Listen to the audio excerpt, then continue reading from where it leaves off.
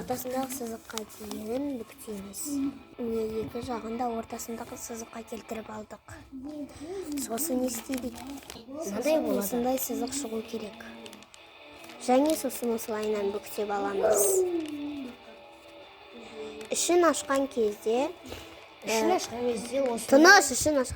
осындай зат шығады. Оны осылай алып шығамыз.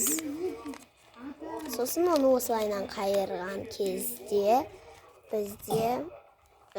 бізде осындай хат салатын пакет шығады.